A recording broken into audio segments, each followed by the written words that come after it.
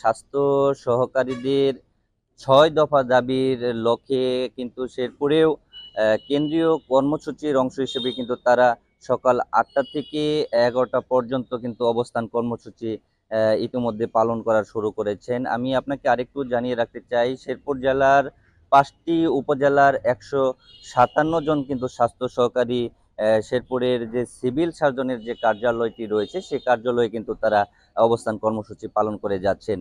আমি আপনাকে আরেকটু জানিয়ে রাখতে চাই, এই অবস্থান কর্মসূচিকে ঘিরে আগামী ১২ই আগস্ট পর্যন্ত কিন্তু তারা ১২ই আগস্ট তারা ঢাকা প্রেস ক্লাবে মানববন্ধন কর্মসূচি পালন করবেন বলে আমাকে শেরপুর জেলা কমিটির পক্ষ থেকে তারা জানিয়েছেন। যদি এর আগে তাদের ৬ দফার দাবি সমূহ যদি বাস্তবায়ন না হয় আর কি।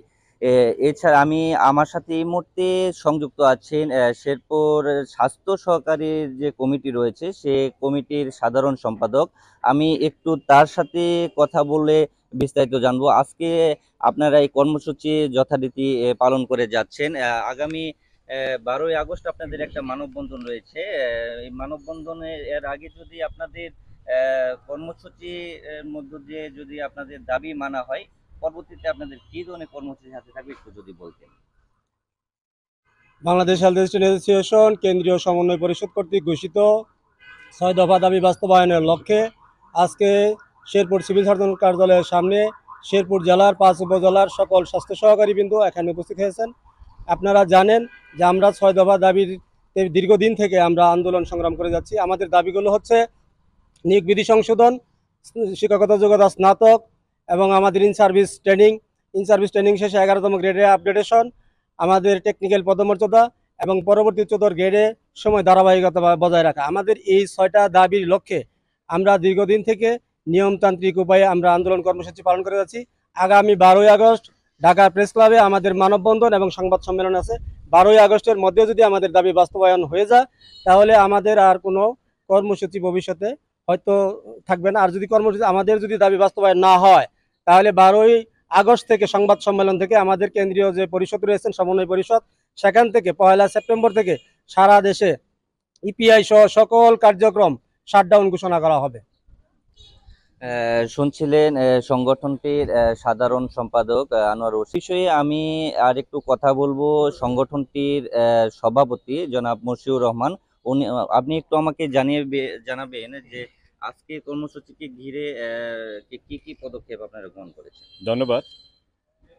বাংলাদেশ হেলথ অ্যাসোসিয়েশন কেন্দ্রীয় সমন্বয় পরিষদ কর্তৃক আজকের এই দাবি বাস্তবায়ন কল্পে ৬ দফা দাবি বাস্তবায়ন কল্পে শেরপুর জেলা কমিটিও যথাযথভাবে সারা বাংলাদেশের ন্যায় সিভিল সার্জন কার্যালয়ে সকাল ৮টা থেকে বেলা ১১টা পর্যন্ত যথারীতি কর্মসূচি অবস্থান পালন করছে। আপনারা ইতিমধ্যে জেনে থাকবেন যে স্বাস্থ্য সহকারীরা প্রত্যন্ত অঞ্চলে তারা টেকনিক্যালি কাজ করে থাকে।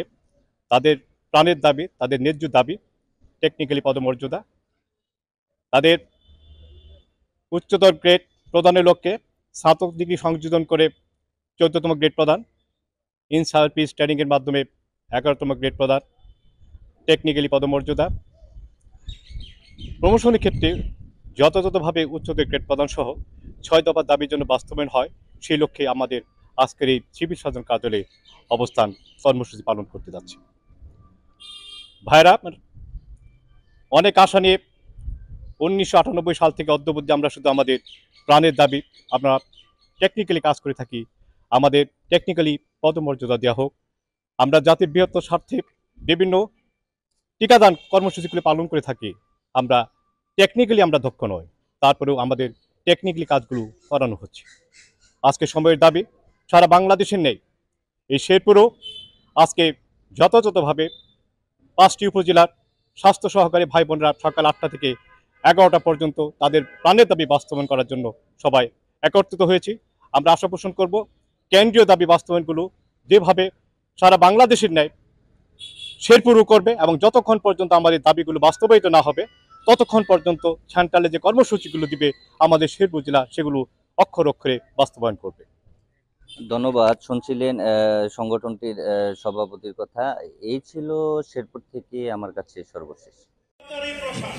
আমাদের ইপিএ সেশন করলেন যত প্রোগ্রাম আমরা যে আসলে তাইলে ওনারা ওনাদের প্রচার প্রসারের মাধ্যমে বড় বড় প্রাথমিক শিক্ষা বিভাগের ৫,০০০ প্লাস শিক্ষকদের নিয়ে ভূমিকা আরো বেশি মানে ওনাদের আন্দোলনরত অবস্থায় এইটা বর্তমান বাংলাদেশ বা পুরো বিশ্ব এটা মিডিয়া প্রচারিত বিশ্ব আমরা আসলে দুই একটা কথা বলে